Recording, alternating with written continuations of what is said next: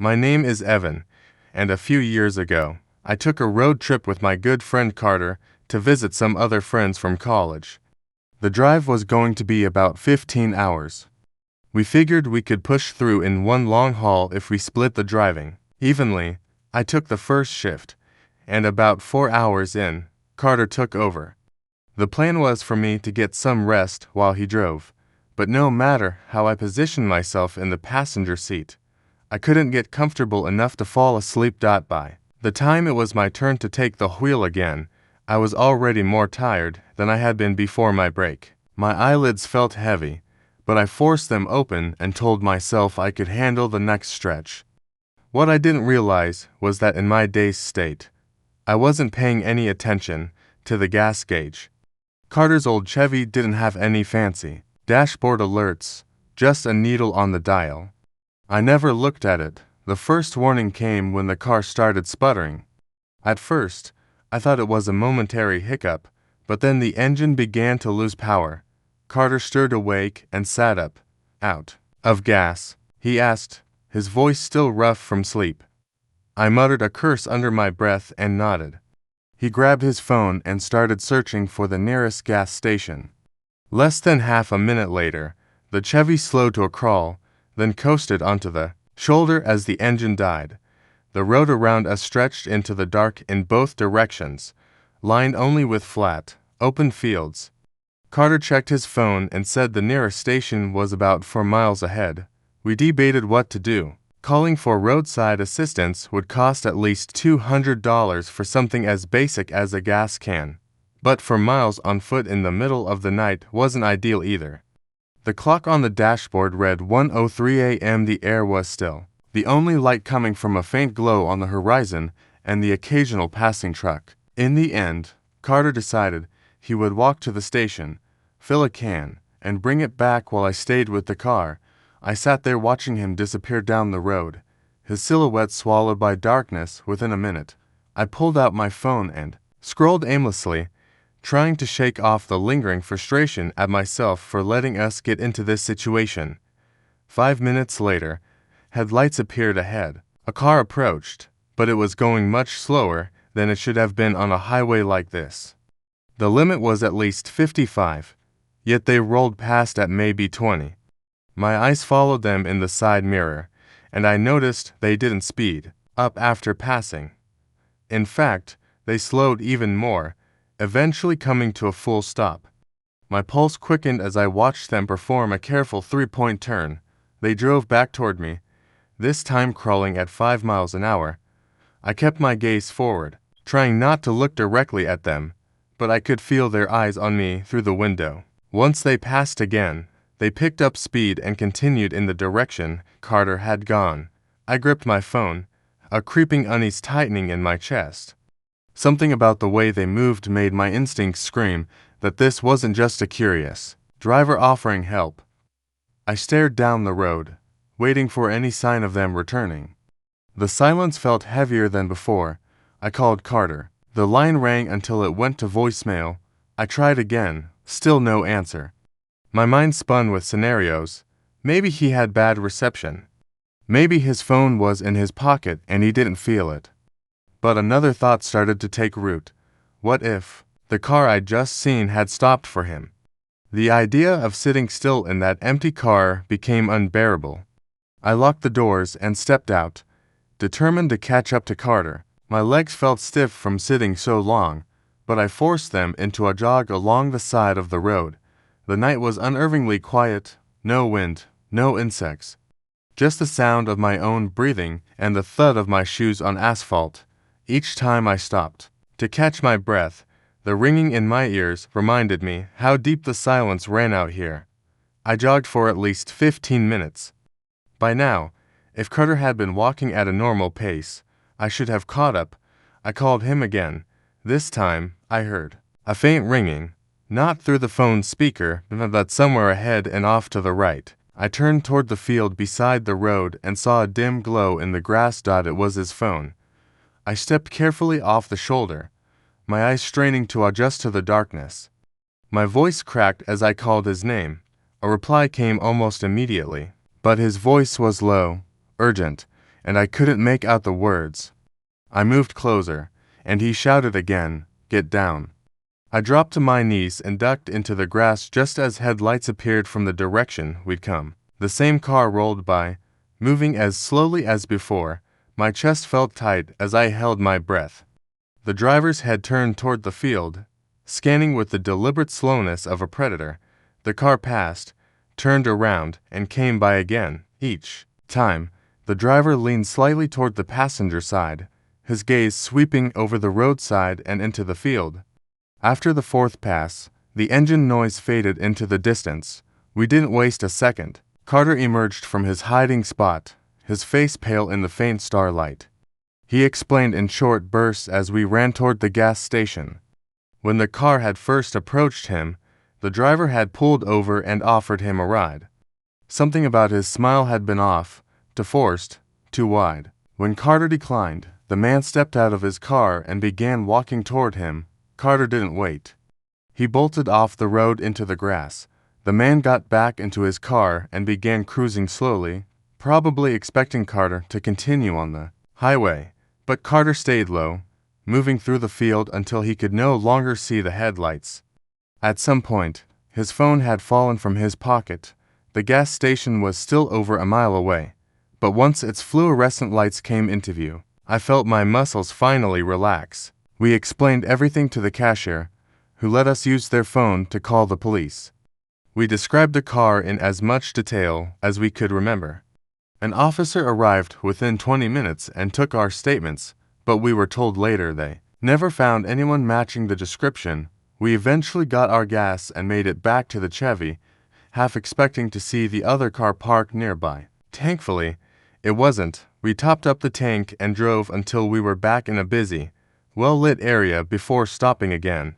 Even now, the memory of that man's slow, deliberate passes sends a shiver through me.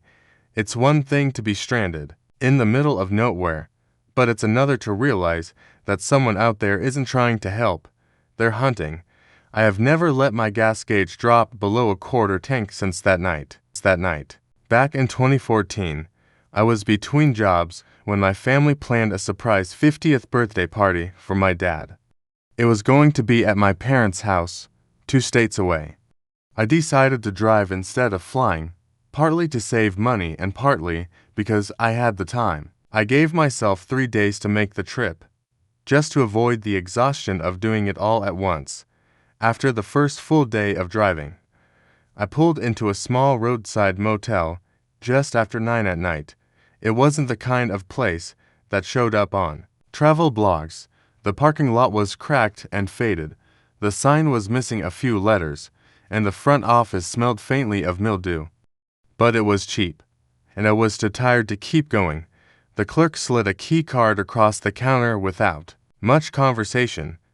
My room was on the far side of the building, tucked into a dim corner where the only light came from a buzzing fixture above the door. Inside, the room was exactly what you'd expect. Scratchy bedspread, carpet with a pattern that tried to hide stains, and a TV older than I was. I didn't care. I showered, set an alarm for the morning, and collapsed into bed. I didn't wake up until nearly 11 the next day. My first thought was that I'd overslept badly, but then I reminded myself I had no schedule except my own. I packed my things, slung my bag over my shoulder, and unlocked the door. A man was standing directly in the doorway. I froze mid-step, caught off guard by how close he was. He looked to be in his mid-40s, with deep bags under his eyes and skin that seemed both pale and weathered. His clothes hung loosely, as if they didn't quite fit him, and there was a faint smell of stale sweat. "Excuse me," I said, shifting to step around him. He didn't move. His gaze stayed fixed on me, unblinking. I forced a polite smile, sidestepped, and brushed past him. The moment I was clear, I walked faster toward my car. My skin crawled, but I told myself it was just one of those awkward encounters you get in budget motels. I loaded my bag into the trunk. When I glanced back, he was still standing outside my room, his head slightly turned toward me. I got in the car, locked the doors, and drove off without looking back. For the first few hours, the drive felt normal. I passed through towns, stopped for coffee, and kept the radio on low. Around mid-afternoon, the landscape began to change. Towns gave way to long stretches of open highway, the kind where you can drive for miles without seeing another car. I stopped at a gas station just before entering one of these empty stretches. I filled the tank, then went inside to grab another coffee. The cashier was an older woman who barely looked up as I paid. When I walked back out, I noticed another vehicle had pulled in while I was inside. It was a dark blue sedan, parked unusually close to my car. The driver was nowhere in sight. Something about the way it was angled made me pause. It wasn't just parked next to me. It was positioned so the driver's side faced mine directly, even though the gas pumps weren't set up for that. I scanned the lot. A man emerged from around the side of the building, walking slowly toward the sedan. My stomach tightened when I recognized him. It was the man from the motel. I opened my car door and got inside quickly. I didn't start the engine yet, just sat there pretending to check my phone. He climbed into his car and, for a moment, I thought it might be coincidence. Then he started his engine the same time I did, and when I pulled onto the road, he followed. For the next 20 minutes, his car stayed to lengths behind mine. Every turn I made, he made. The highway was mostly empty, so it was impossible to lose him in traffic. I kept telling myself he might just be heading the same way, but my grip on the steering wheel tightened with each passing mile. I decided to test him. The next exit was a small rest stop. I pulled off, parked near the vending machines, and waited. The sedan rolled in moments later, parking several spaces away, but still within clear view. That was enough for me.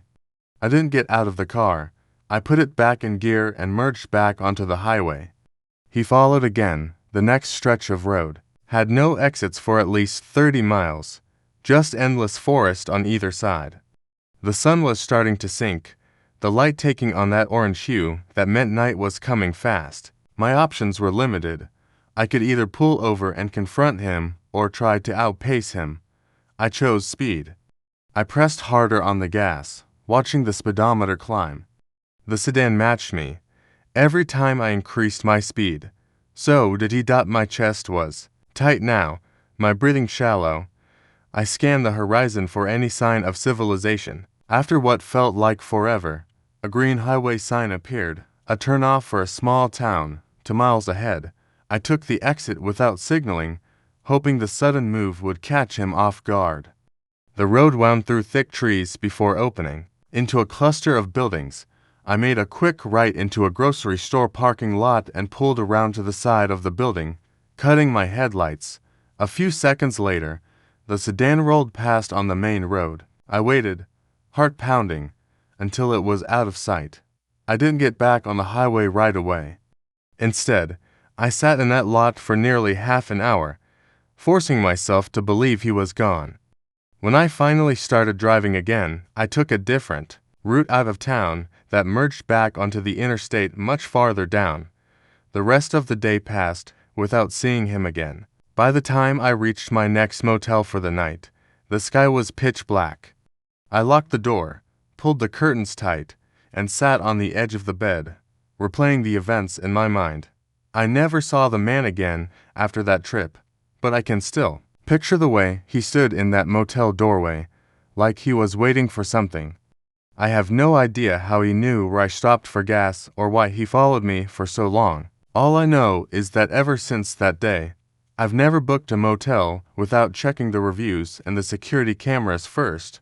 Some people say the worst part of road trips is the boredom, but they've never had someone follow them through hundreds of miles of empty highway with no one else in sight. Out there, between towns, there's no help if someone decides you're their target. 2 summers ago, I was driving across 3 states for work. I manage a small manufacturing branch and had to visit our main office for a week-long training. The company offered to fly me, but I decided to drive because I wanted to take my time, coming back and visit a few friends along the way. The trip out was uneventful. I left early, stopped when I felt tired, and book regular hotels. The only unusual part came on the return trip. About halfway home, I had been on the road for 9 hours and my legs were stiff. I saw a sign for a rest stop at mile marker 84 and decided to pull into stretch. It was late in the evening, just before full dark. The sun was low enough that the shadows were long across the pavement. The lot had about 10 spaces, but only 2 were occupied. A semi parked at the far end and an old beige minivan near the building. The building itself was one of those standard rest stop layouts. Restrooms on one side, vending machines in a little alcove on the other, and a couple of faded maps mounted near the doors. I parked 3 spaces away from the minivan, grabbed my water bottle, and stepped out. The air was still and humid. I could hear a few cicadas buzzing in the trees behind the lot. The driver of the minivan was sitting in the front seat, head tilted down like he might be sleeping. I thought nothing of it and headed inside. The restroom was empty. The fluorescent lights inside flickered slightly, making the room feel colder than it should have. I took my time washing my hands, then stepped back into the main area. When I came out, the minivan was still there, but the driver's seat was empty. I scanned the lot, expecting to see him near the vending machines or stretching his legs, but no one was in sight. I walked back to my car and unlocked it. Just as I opened the door, a voice came from behind me. "You got a minute?" I turned. The man from the van was standing about 10 feet away. He looked to be in his late 50s, with thinning hair and a wrinkled button-up shirt that had sweat stains under the arms. He was smiling, but it didn't reach his eyes. "I'm having some trouble with my van," he said. "Mind taking a look?" Normally, I'm not unkind to strangers, but something in my gut said no. I shook my head and told him I didn't know much about cars. His smile faltered slightly. "It's just real quick," he said, taking a step closer. I opened my car door wider, using it as a kind of barrier. "Sorry, I can't help you." The friendliness in his face vanished. He stared at me for a few seconds, then turned and walked back toward the van. I got in my car, locked the doors, and started the engine. I glanced in my mirror as I pulled out of the space. The man was standing at the back of his van now, watching me leave. I merged back onto the highway, shaking off the tension in my shoulders. 10 minutes later, headlights appeared in my rearview mirror. At first, I thought nothing of it. The highway was quiet and cars were rare. But, as the minutes passed, the vehicle stayed exactly the same distance behind me. When I changed lanes, it changed too. When I sped up slightly, so did it. I couldn't make out the make or model yet, but the headlights were spaced wide apart, like an older van. My mouth went dry. I pushed my speed 5 miles over the limit.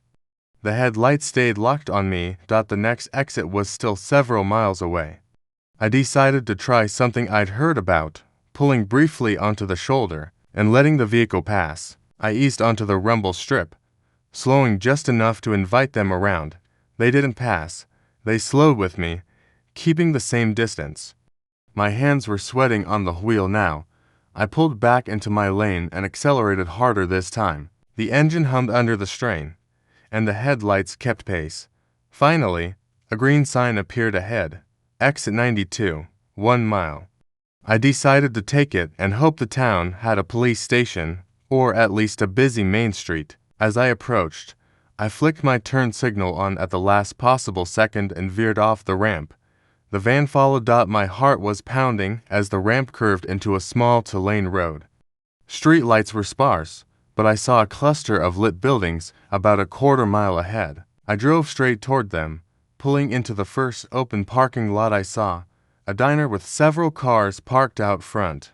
I parked near the door, jumped out, and walked quickly inside. The diner was bright and filled with the clatter of dishes and the hum of conversation. A waitress looked up as I entered, and I went straight to her. "Is there a police station in town?" I asked quietly. She blinked, surprised, then nodded toward the far end of the street. "2 blocks down. You okay?" I glanced over my shoulder through the glass door. The beige van was idling across the street, facing the diner. The driver's silhouette was visible in the glow of the dashboard. "I think I'm being followed," I said. The waitress called for the cook, a broad-shouldered man in his 50s. He stepped out from behind the counter, listened to my quick explanation, and then walked out the front door without a word. I stayed inside, my legs trembling slightly.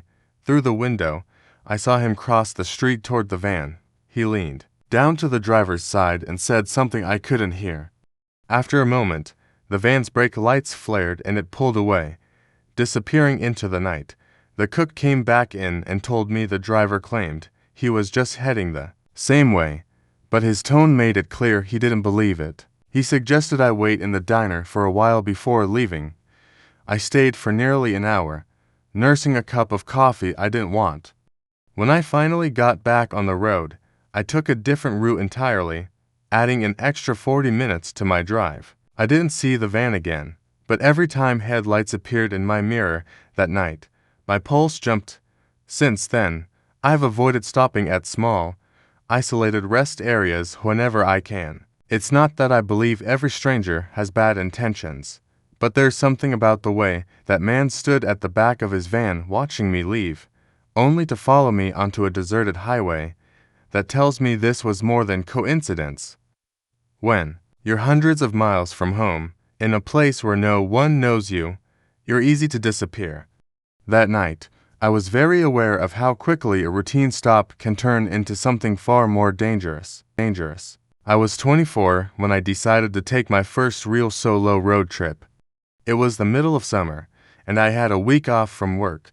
I wanted to clear my head after a messy breakup, so I picked a random route on the map and told myself I'd follow it until I felt like turning around.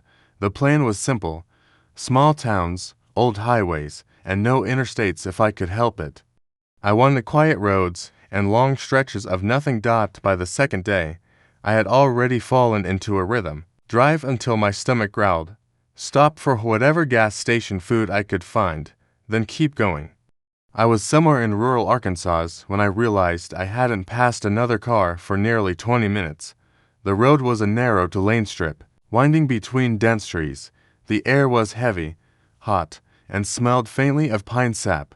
I was singing softly to the radio when I saw her. She was standing just beyond a curve, right on the shoulder, facing the road. A woman in a bright yellow dress. She wasn't waving or trying to flag me down. She just stood perfectly still, her arms hanging straight at her sides. Her hair was long and dark, and from the way it shifted slightly in the warm breeze, I could tell she was real, not some weird roadside mannequin. As I approached, my first thought was that she must have broken down, but there was no car in sight, and the nearest driveway I had passed was at least a mile back. Something about the way she stood there made me instinctively slow down. Her head turned toward me as I got close, and I saw her face for the first time. She was pale, with eyes so wide they seemed strained, like someone trying not to blink. Her lips were parted just enough to show her teeth, but not in a smile. It was more like she was caught mid-word. I pulled into the opposite shoulder, lowering, my window a crack. "You okay?" I called out. She didn't move at first. Then she tilted her head, not in a curious way, but almost mechanically, like a puppet string had been tugged. Her eyes locked onto mine, and I felt a sudden tightening. In my chest, there was no recognition, no relief, not even the guarded caution most people have when approached by a stranger. Just that wide, unblinking stare. I was about to step out when I noticed something strange. Her bare feet. They were streaked with dirt, but there were no shoes anywhere near her. The skin around her ankles was mottled with dark patches, like bruises. That was enough to make me stay in the car. "Do you need help?" I asked again. She finally moved toward me, but not in a hurried way. Slow, deliberate steps, her eyes never leaving mine. My hand hovered over the gear shift. Something in my gut screamed not to let her get too close. When she was about 5 feet from my window, she stopped. Her head tilted the other way, sharper this time, and I heard a faint cracking sound from her neck. The hair on my arms stood straight up. She opened her mouth wider, as if she was going to speak, but nothing came out. Her jaw just hung there for several seconds. Then, without warning, she turned and walked into the woods. No glance back. No hesitation. One moment she was in the sunlit strip of road. The next she was swallowed by shadow. I sat there, staring at the spot she had disappeared into, my heart pounding in my ears. I should have left. Every instinct told me to drive, but I couldn't. Something about the way she had moved into those woods felt wrong. Like she wasn't just wandering, like she was going somewhere specific. I killed the engine and got out, the hot air wrapping around me like a wet blanket. The forest was unnervingly quiet, the kind of silence that made you aware of your own breathing. I called out again, my voice sounding small against the stillness. No answer. I stepped toward the trees, but the moment I crossed into the shade, the temperature seemed to drop by several degrees. The ground was soft underfoot, covered in layers of pine needles. I scanned the area for any sign of the yellow dress, but there was nothing. Just dense trees and tangled underbrush. Then I heard it, a faint rustle, maybe 20 feet ahead. I took a cautious step forward, and that's when I saw something hanging from one of the low branches. It was a piece of yellow fabric, snagged and fluttering gently. My first thought was that it was from her dress, but when I reached out and touched it, I realized it was old. The material was faded, brittle, like it had been out there for years. A sound behind me made me spin around. She was standing about 10 feet away, just inside the shadows, her head tilted again. This time, her lips moved, and I swear I heard her whisper something. It was too soft to make out, but it wasn't my name. It didn't even sound like English. My pulse surged. I stumbled backward, catching my foot on a root. She stepped forward, one bare foot landing silently in the pine needles. The light filtering through the trees dappled her face in a way that made her eyes look even darker. She whispered again, louder this time, but still too fast, too garbled to understand. Her voice was dry, rasping. I bolted back toward my car. I don't even remember unlocking the door, just the sound of it slamming shut behind me and the engine roaring to life. As I pulled away, I caught one last glimpse of her in my side mirror. She was standing at the tree line, arms hanging at her sides again, staring after me. Her mouth had closed, but her head was still tilted. I didn't stop driving until I hit the next town, a dusty little place with a diner and a single gas station. My hands shook as I poured myself a cup of coffee, trying to convince myself I had just run into some unstable person who lived out in the woods. But deep down, I knew there was something else to it. People don't move like that. People don't stare at you like that. That night in the motel, I dreamed of a yellow dress swaying in the dark. In the dream, she was closer, her whispering, right at my ear. I still couldn't understand the words, but I could feel her breath, warm and damp on my skin. When I woke, my pillowcase was damp too, as if I'd been sweating, or as if something had leaned over me while I slept. My name is Aaron, and I have spent most of my life behind the wheel. Long drives don't bother me. In fact, I have always liked the quiet time they bring. Last summer, my girlfriend Tessa and I planned a cross-country trip. Our route would take US from Nevada to Arizona, through stretches of empty desert where the land is flat and the sky feels like it swallows you whole. We left just after dawn.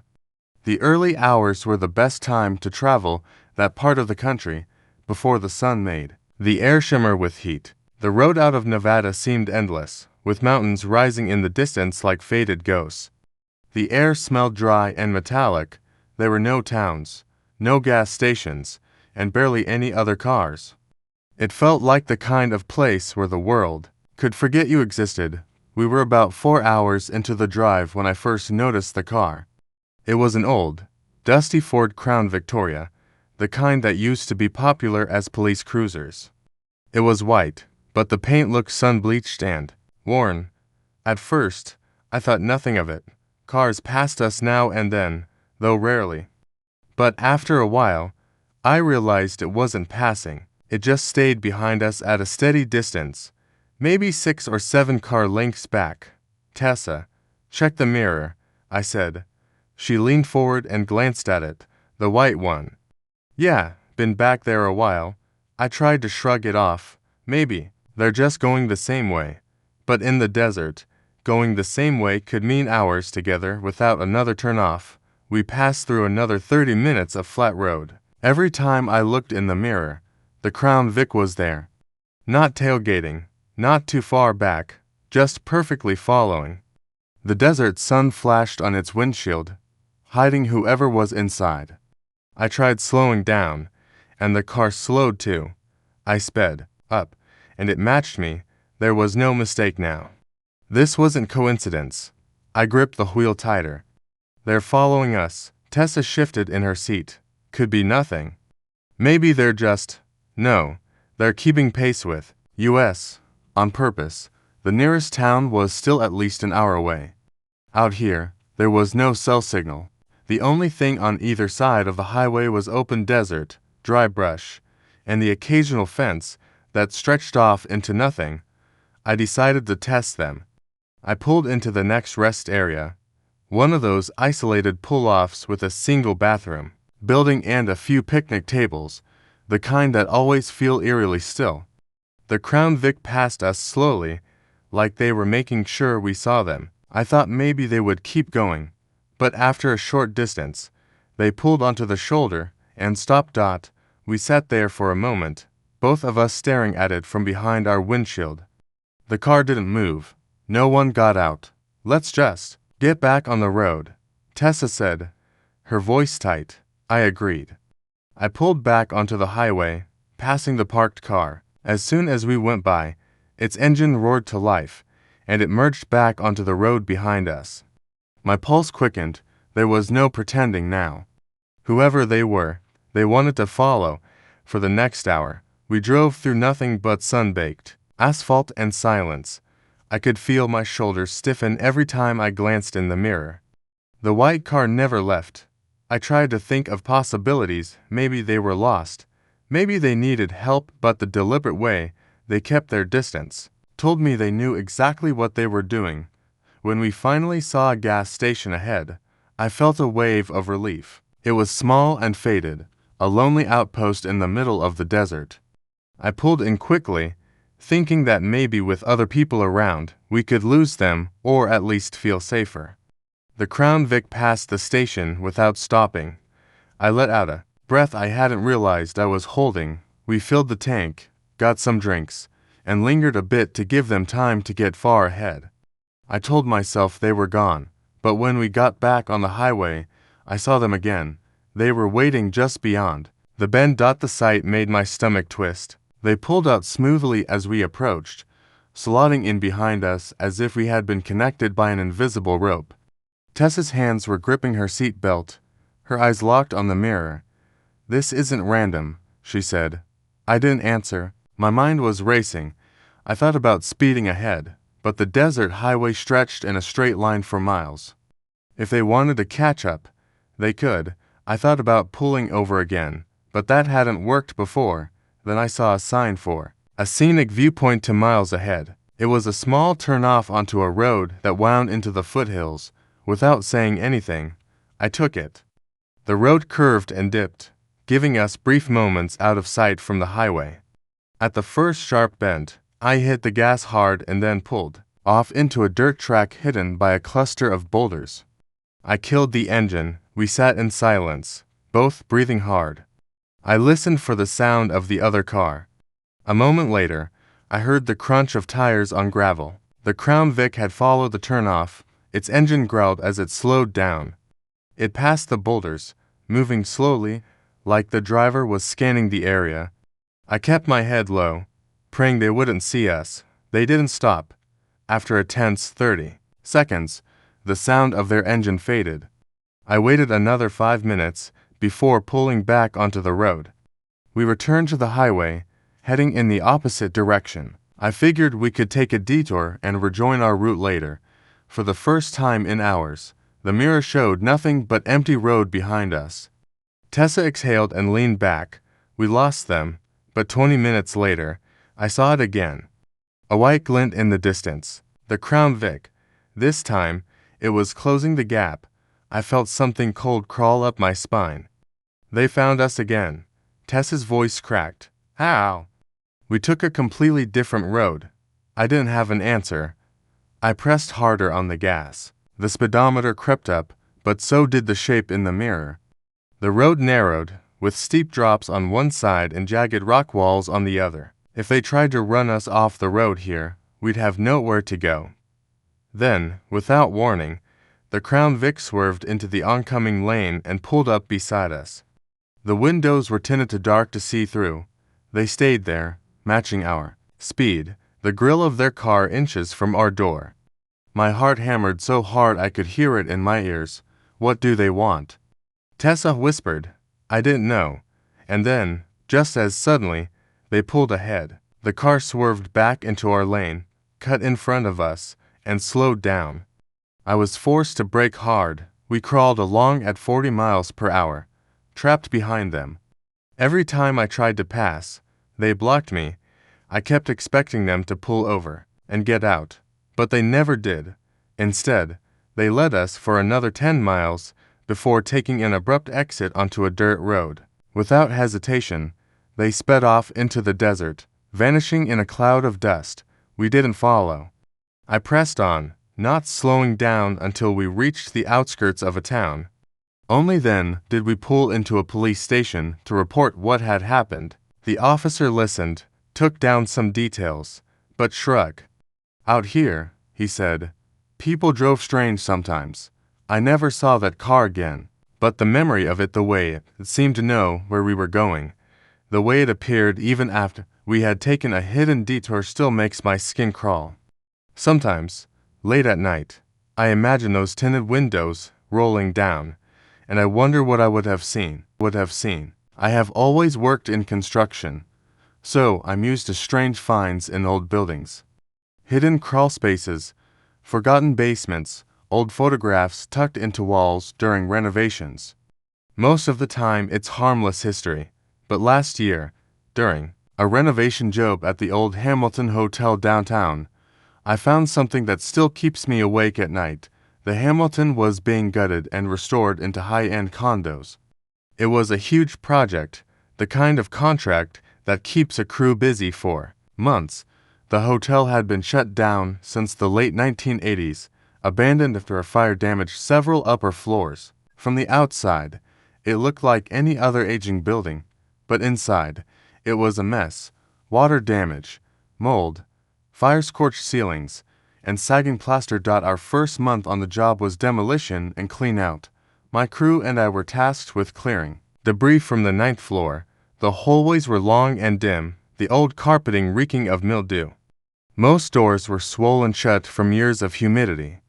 We had to shoulder them open, revealing rooms stripped of furniture, with peeling wallpaper and cracked mirrors. One morning, we were assigned to tear down a wall in the hallway between rooms 916 and 918. The blueprints showed nothing unusual, just separate rooms with a shared wall. But as we measured and started pulling off the paneling, we noticed the wall was thicker than it should have been. Old buildings sometimes have doubled-up walls, but this was different. Behind the plaster was another layer, brick.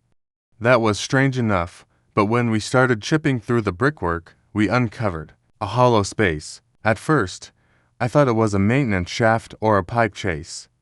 But when I shone my flashlight inside, I saw it wasn't a narrow shaft at all. It was a room, a small, windowless room about 8 feet wide. It wasn't marked on the blueprints. No doorway from the hallway, no access from either adjacent room. Just sealed in completely, like someone had gone out of their way to hide it. We widened the hole until I could step through. The air inside was thick, stale, and cold. The floor was covered in a fine layer of dust, undisturbed for decades. The walls were painted a dull, institutional green, the kind you see in hospitals from the 1960s. There was a single light fixture in the ceiling, but no bulb, and in the middle of the room was a wooden chair. It faced the far wall, where a large mirror hung from a nail. The mirror was cloudy and warped, but not cracked. The chair's legs were bolted to the floor. At first, I thought maybe it was some kind of security observation room or a maintenance test space. But the more I looked, the less sense it made. There was nothing else in the room. No electrical outlets, no signs of wiring, no table, no storage, no other furniture. Just a chair bolted in front of a mirror in a hidden, sealed-off space. When I looked closer, I noticed deep scratches in the wooden armrests of the chair. They were grooves, carved in by fingernails. I stood there for a long time, just staring. I could hear the muffled sounds of the crew working outside the wall, but in that room, it felt completely cut off. The air felt heavier, like the pressure change when you stepped inside. I called over one of the guys on my team, Dan, to take a look. He climbed in, took one glance around, and muttered, "What the hell is this?" We joked about it being some creepy serial killer room, but the longer we stood there, the less funny it felt. Dan tapped the mirror, but instead of the hollow sound you'd expect from glass over a wall, it rang faintly, like there was an empty space behind it. We tried to take it off, but it was fixed tight, screwed in from the back. By lunch, word had spread about the secret room, and a couple more guys came to see it. The project manager told us to stop messing around and get back to demolition. He said he'd have the site inspector look at it. That afternoon, I kept working in the hallway, but my mind kept going back to the chair and the mirror. There was something wrong about it, not just weird, wrong. The next morning, when I got to the site, the hole we'd made into the room had been boarded up. I asked the foreman why, and he said it was a safety issue. The inspector had marked the area as off-limits until they could figure out what it was. But 2 days later, I noticed the boards had been removed again. I waited until the crew went on break, then I slipped back to the 9th floor. The opening was just as we'd left it. I climbed in, half expecting the chair to be gone, but it was still there, only this time, the chair was turned slightly, facing the hole I was climbing through. I froze. I was certain we hadn't moved it. The bolts were still in the floor, but it had somehow rotated just enough to change its position. My stomach felt tight. I backed out, telling myself it must have been my imagination. Maybe the angle looked different from the doorway. That night, I couldn't sleep. I kept picturing the chair turning in that sealed room. A week later, demolition reached the 9th floor again. The project manager told us the secret room would be dismantled and removed entirely. I was relieved. The sooner it was gone, the better. But when we opened the wall again, the chair was gone. The mirror was still there, hanging on the far wall, but the bolts in the floor were bare. No sign of the chair, no drag marks, no disturbance in the dust, except our own footprints. I swear on my life, there was no other way in or out. No trapdoor, no ventilation shaft big enough for a person. It had been sealed from all sides for decades. The project manager brushed it off, saying someone must have moved it when we weren't there. But no one on the crew admitted to touching it, and even if they had, how would they have gotten it out? We tore the room down completely a few days later. I helped dismantle the walls and flooring, but we never found the chair. We never got the mirror off either. When we tried, the glass cracked in a spiderweb pattern before we even loosened the first screw. I thought that was the end of it. But the nightmare started about a month later. In every dream, I'm sitting in that chair, staring into the mirror. The room is darker than I remember, and I can't see my reflection clearly. It's just a vague outline, like someone is sitting on the other side of the glass, mirroring my movements, and then, slowly, the figure stops matching me. It moves on its own. Each time I dream it, the figure leans closer to the glass. I can't see its face, only a pale outline where the head should be. The dreams always end the same way, with the figure placing its hands on the glass, and the sound of nails scraping against it. The last time I had the dream, I woke up to find deep scratches in the wooden arms of the chair at my kitchen table. I live alone. I don't even own a cat. I quit the Hamilton job not long after. The condos are finished now, and people live in that building. I've walked past it a few times, and every time, I swear I can see something in one of the ninth floor windows, something sitting very still, watching.